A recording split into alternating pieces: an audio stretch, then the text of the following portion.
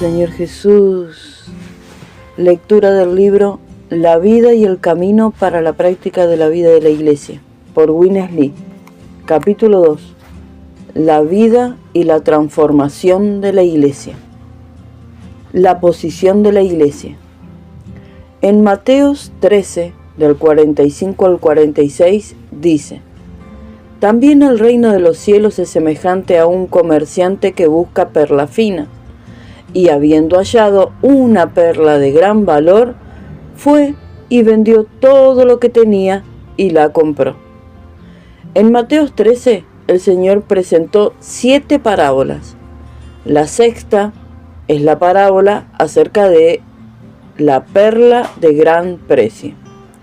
Las 7 parábolas nos presentan un cuadro completo de esta era, que abarca hasta la venida del Señor. En este cuadro podemos ver en qué posición debe estar la Iglesia. A fin de entender la parábola de la perla de gran precio, tenemos que leer Efesios 5. Empecemos con el versículo 25. Maridos, amad a vuestras mujeres, así como Cristo amó a la Iglesia y se entregó a sí misma por ella. Aquel mercader halló una perla y fue y vendió todo lo que tenía.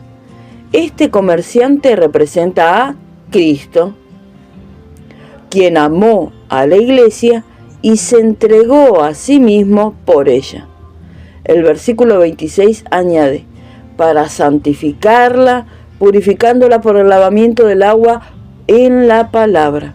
El lavamiento del agua en la palabra es el lavamiento que efectúa la vida divina, el espíritu de vida, el espíritu vivificante.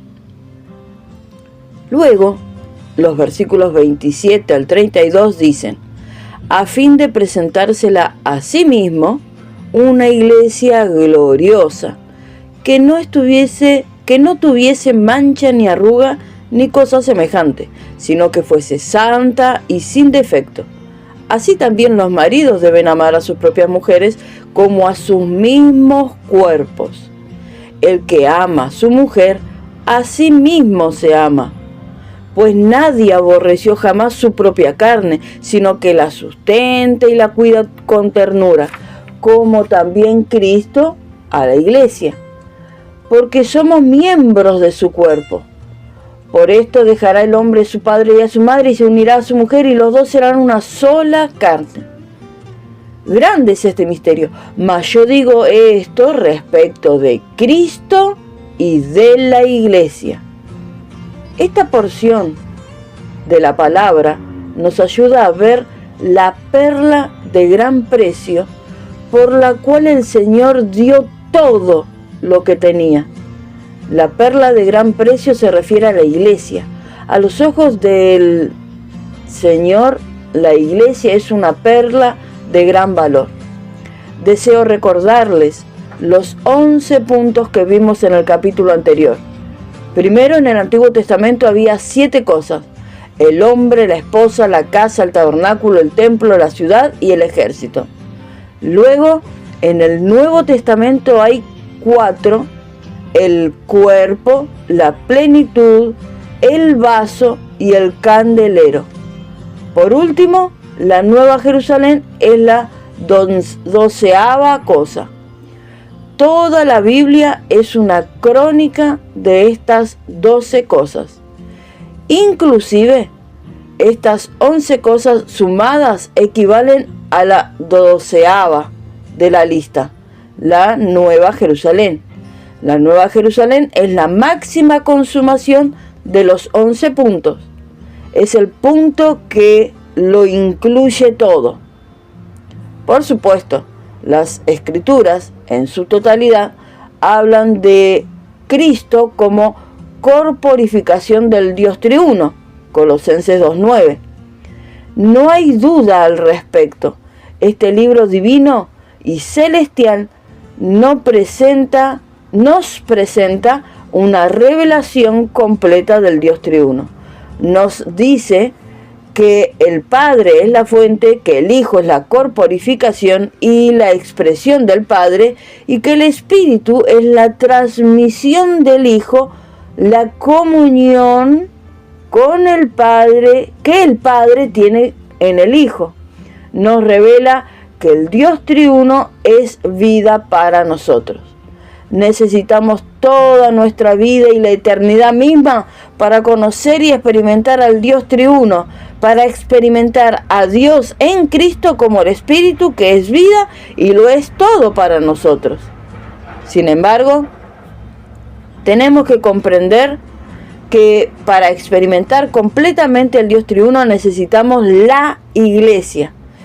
Es como decir que la vida necesita el cuerpo, la esposa, el esposo, la esposa, el morador, la casa, el comandante, un ejército, el gobernante, una ciudad, la cabeza, el cuerpo.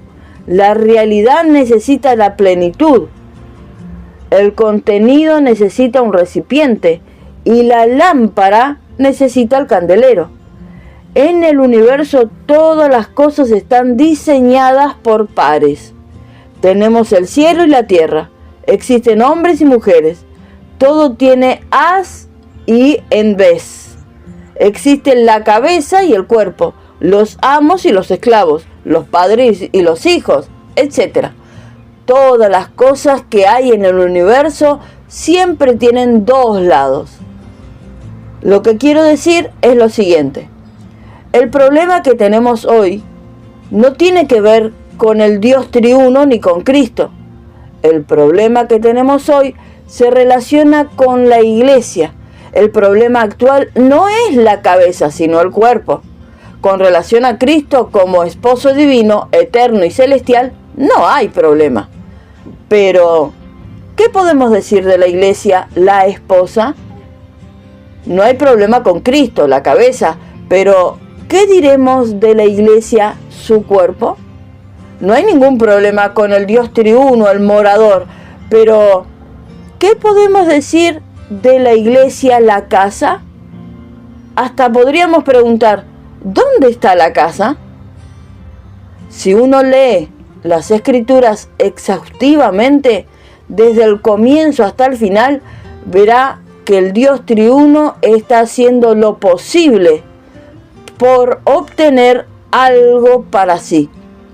Esto es similar a obtener un hombre para la mujer, una esposa para el esposo, una casa, un tabernáculo, un templo para el morador, una ciudad para el gobernante, un ejército para el comandante, un cuerpo para la cabeza, la plenitud para la realidad, un vaso o recipiente para el contenido, un candelero para la lámpara que irradia luz. El primer capítulo de la Biblia menciona al hombre y el segundo a la mujer.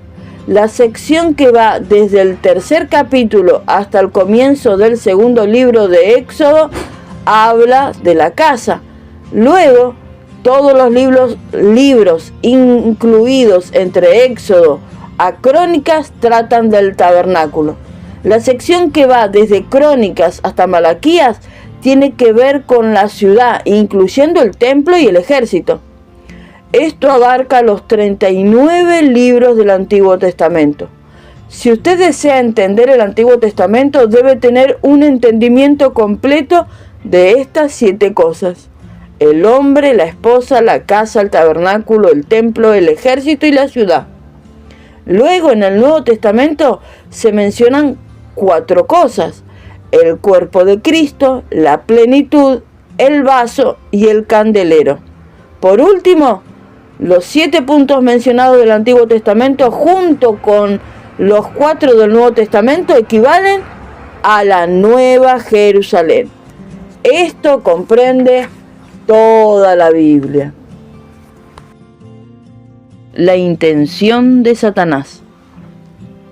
Al pasar de este modo por toda la Biblia, podemos ver que es el plan de Dios, su economía, su administración. Esto es precisamente lo que el enemigo de Dios aborrece tanto. A lo largo de las generaciones el enemigo ha hecho y sigue haciendo lo posible por estorbar, dañar, arruinar y entorpecer este mismo asunto.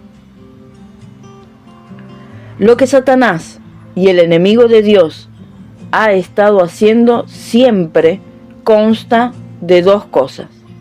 Primero, él quiere entorpecer, estorbar e impedir, si fuera posible, que la gente acuda al Señor Jesús a recibirlo como Salvador. Luego, si no logra este objetivo, permite que la gente crea en Dios, en Cristo, pero hace lo posible por impedir que las personas sean edificadas como iglesia. Satanás, el antiguo enemigo de Dios, considera el segundo asunto más serio que el primero. Él sabe que la intención de Dios en todo el universo es tener una cosa, un cuerpo, un recipiente corporativo. En tanto que puede impedir que Dios obtenga su casa, está satisfecho. No importa cuánto material haya y cuán preciosas sean las cosas, siempre que no haya casa, todo está bien para Satanás. Fíjese en la historia del cristianismo y en la situación actual. Verá cuál es la intención del enemigo. La meta de Satanás, su intención es arruinar, estorbar e impedir la edificación que Dios desea lograr. La intención de Dios. Tengo la plena certeza de que en estos postreros días el Señor está haciendo algo por recobrar la vida de la iglesia, la edificación de su cuerpo, la edificación de su casa. La era actual es la era de la iglesia y el blanco de Dios. Su meta es obtener la iglesia, obtener una esposa. Muchas personas leen el Evangelio de Juan y ven que allí dice que Cristo vino para que nosotros tuviésemos vida. 3:16 y 10:10b. Pero no saben que esta vida tiene como fin la formación de la esposa. Juan 3:29 menciona la esposa. Juan el Bautista recomendó al Señor como Cordero de Dios. 1:29. Y también como el novio que tiene la novia. 3:29. Cristo vino como el Cordero para obtener una novia. Con frecuencia decimos que Cristo nos amó y murió en la cruz por nosotros. Gálatas 2:20 nos dice que Cristo, el Hijo de Dios, me amó y se entregó a sí mismo por mí. Pero también tenemos Efesios 5:25, que dice que Cristo amó a la iglesia y se entregó a sí mismo por ella. Cristo se entregó a sí mismo no solo por usted, sino también por la iglesia. Cristo lo ama a usted por causa de la iglesia. Su intención es obtener la iglesia. Necesitamos dedicar más tiempo a aprender acerca de los 12 aspectos que mencionamos en cuanto a la iglesia. Cristo como apariencia, forma, expresión y también como la vida interna. Luego aprendan a conocer la iglesia como la esposa, el complemento de Cristo. Aprendan a conocer la iglesia como la casa maravillosa, el maravilloso tabernáculo, el maravilloso templo, la maravillosa ciudad, y como el ejército que pelea por el reino y los intereses de Dios. Además, deben aprender a conocer la iglesia como el cuerpo de Cristo, la plenitud de Cristo, el vaso corporativo, el candelero corporativo. Por último, deben aprender a conocer la magnífica ciudad, la Nueva Jerusalén. Si usted desea conocer a Cristo, tiene que conocer estos 12 asuntos. De no ser así, no puede conocer a Cristo en plenitud. La perla de gran precio.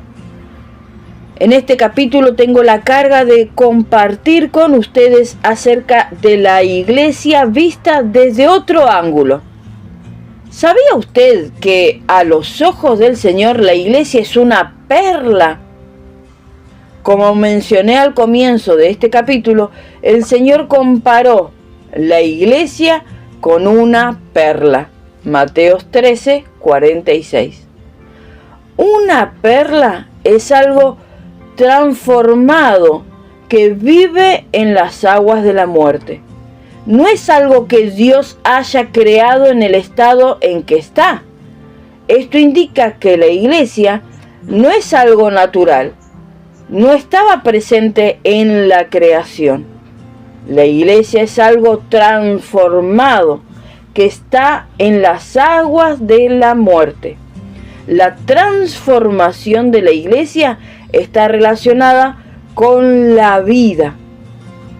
La mayoría de nosotros sabe cómo se produce una perla. Originalmente una perla era meramente una pequeña roca o un grano de arena. Cuando una ostra es herida por esta pequeña piedra, secreta su jugo vital alrededor de la partícula que la hirió. Esta secreción transforma la roca en una maravillosa perla.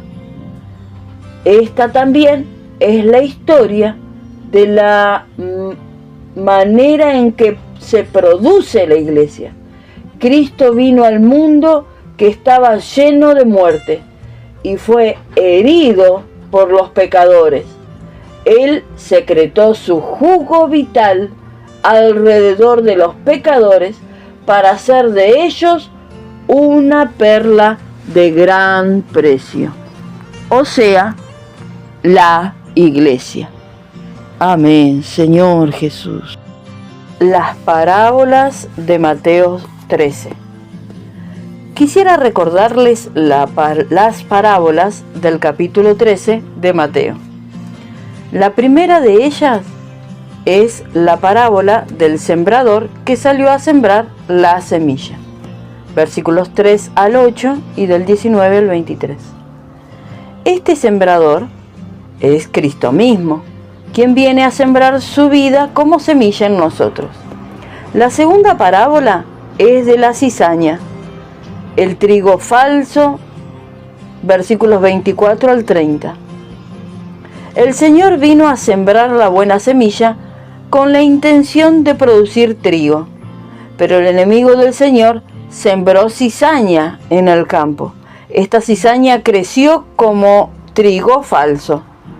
Esto significa que el Señor viene a darnos su vida con el fin de regenerarnos y hacernos creyentes, verdaderos cristianos. Pero el enemigo, Satanás, viene para producir en la tierra un gran número de creyentes falsos, cristianos falsos. Así que poco después del Pentecostés, vemos el trigo y también la cizaña crecer juntos en el campo. Es decir, vemos a los verdaderos creyentes coexistir en la tierra juntos con los creyentes falsos. La tercera parábola es la de la semilla de mostaza, versículos 31 al 32. La mostaza es una hortaliza que da una sola cosecha al año. Es pequeña, baja y temporal, y es comestible. Sin embargo, su naturaleza fue transmutada de modo que se convirtió en un árbol grande. Esto indica que la iglesia debe ser una hortaliza pequeña, humilde y pasajera, llena de vida y comestible. No obstante, la naturaleza de la iglesia cambió. La iglesia se convirtió en un gran árbol, el cristianismo. Vean el Vaticano y la Catedral de San Pedro, ¿Qué árbol tan grande ha venido a ser? Cuando una hortaliza se convierte en un árbol, deja de ser comestible. Solo sirve para anidar aves. Las aves de la primera parábola representan al maligno Satanás, versículos 4 y 19. Y dichas aves representan personas perversas, los hijos del diablo, los cristianos falsos, que se alojan en el cristianismo de hoy, que es la más grande organización de la tierra. ¿Dónde está usted hoy? ¿Es usted una pequeña hortaliza o un gran árbol extendido por todo el mundo? Nosotros como iglesia no debemos ser nada a los ojos del mundo. Los árboles grandes llevan consigo la vanagloria de este siglo. Si usted desea hacer algo por la iglesia, debe hacerlo de una manera humilde y pequeña. No trate de hacerlo en grande ni de manera rimbombante. Siempre recuerde que la iglesia es una pequeña hortaliza. Luego, en la cuarta parábola vemos a una mujer que añade levadura a la masa, a la harina, versículos 33 y 35. Esta mujer, que es la misma Jezabel mencionada en Apocalipsis 2:20 y la gran ramera mencionada en Apocalipsis 17 del 1 al 5, representa la Iglesia Católica Romana. Esta mujer perversa agregó levadura, que significa cosas malignas. 1 Corintios 5, versículos 6 y 8. Y enseñanzas perversas. Mateo 16, 6, versículos 11 y 12. A la masa, la cual representa todas las enseñanzas acerca de Cristo, y específicamente las verdades en cuanto a Cristo como alimento. El pan leudado es fácil de comer. La Iglesia Católica Romana puso muchas cosas malignas en las verdaderas acerca de Cristo para hacerlas fácil de digerir. ¿Sabía usted que la Navidad es una especie de levadura? El nacimiento de Cristo es la masa, pero la Navidad es la levadura. En la Biblia tenemos el nacimiento de Cristo, pero no está la Navidad. Cristo no nació el 25 de diciembre. Él nació probablemente durante la primavera y no en el invierno. En la antigüedad, la gente adoraba al sol como el dios y se celebraba el 25 de diciembre como el día del dios sol. Después de que el Imperio Romano acogió el cristianismo, los pueblos que estaban bajo su influencia no estuvieron dispuestos a abandonar la celebración del 25 de diciembre. Así que la Iglesia Católica Romana sencillamente adoptó esta práctica y dijo a la gente que puesto que Cristo es el sol, entonces el 25 de diciembre es el día del nacimiento de Cristo. Por consiguiente, ellos empezaron a celebrar lo que se conoce como Navidad. Los sacerdotes católicos reconocen que la Navidad es algo falso, pero también afirman que ayudan a la gente a creer en el nacimiento de Cristo. Este es un ejemplo de la levadura que se añadió a las verdades en cuanto a Cristo. Le voy a contar una historia, a manera de ejemplo, de lo que es la levadura que se añade a la masa. Hace 5 años, algunos de nosotros fuimos a Jerusalén. Un día nuestro guía turístico nos llevó al Monte de los Olivos. Nos mostró una gran roca en la cima de la montaña y nos dijo que precisamente de ese lugar ascendió el Señor. También nos mostró huellas que, según ellos, dejaron los pies de Jesús. Después de que le dije que yo conocía las Escrituras, él reconoció que todas esas historias que nos habían contado eran supersticiones. Sin embargo, mucha gente de lejanas tierras va allí el domingo de resurrección para arrodillarse ante esas huellas y besarlas. Eso es levadura añadida a la masa de la ascensión de Cristo. Muchas catedrales católicas tienen en la entrada estatuas de Jesús. Los católicos Admiten que eso no es el verdadero Jesús, pero dicen que tales estatuas le recuerdan a la persona que debe recibir a Jesús. En las primeras 4 parábolas vemos la línea de la semilla. La semilla tiene que ver con la vida y es comestible. En la primera parábola la semilla es sembrada. En la segunda la semilla crece. En la tercera parábola la semilla se convierte en algo que no tiene una naturaleza, que tiene una naturaleza transmutada. Y en la cuarta parábola algo maligno se mezcla con la masa que procede de la semilla. También podemos decir que en las primeras 4 parábolas tenemos la línea de la vida. Cristo vino como la simiente de vida para ser sembrado en nosotros a fin de producir algo real. Pero en cierto momento hubo un cambio de naturaleza en lo que fue producido y como resultado hubo un gran cambio en la apariencia. Además, el elemento mismo de este producto se corrompió. El Señor vino para sembrarse como la buena semilla de vida, para crecer como el verdadero trigo y para producir una masa pura. Pero el enemigo intervino y cambió la naturaleza y la apariencia de lo que el Señor había producido y corrompió el elemento de tal producto. La quinta parábola trata del tesoro escondido en el campo, Mateos 13:44. El tesoro debe estar constituido de oro y piedras preciosas. Luego, en la sexta parábola de Mateos, en 13, del 45 al 46, que vimos al comienzo de este capítulo, tenemos la perla de gran precio. Ni el tesoro, que consta de oro y piedras preciosas, ni la perla fueron creadas por Dios, sino que son producto de la transformación de algo. Quisiera llamar la atención, en primer lugar, al hecho de que la iglesia procede de Cristo como vida, y en segundo lugar, a que la iglesia es producida por medio de la transformación de vida. En las primeras 4 parábolas, la vida es sembrada en nosotros, y luego en la quinta y en la sexta parábola vemos la transformación de vida.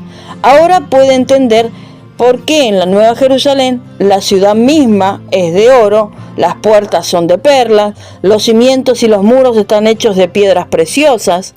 Apocalipsis 21 del 18 al 21. Esto es lo que el Señor busca, un edificio de oro, perlas y piedras preciosas.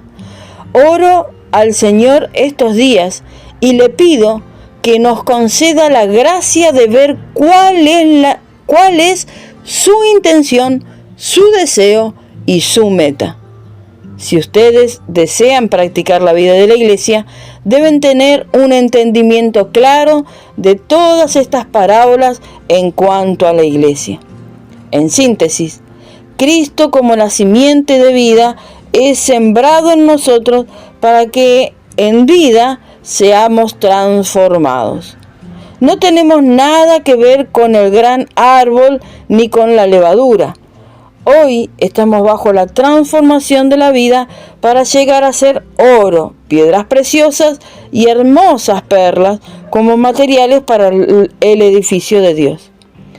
El Señor sacrificó todo lo que Él era y todo lo que Él tenía para obtener los materiales preciosos para su edificio. Él entregó para comprar la perla de gran precio. Él se entregó para comprar la perla de gran precio. Así que hoy vale la pena que nosotros lo sacrifiquemos todo y paguemos el precio para hacer real la vida de la iglesia. Amén.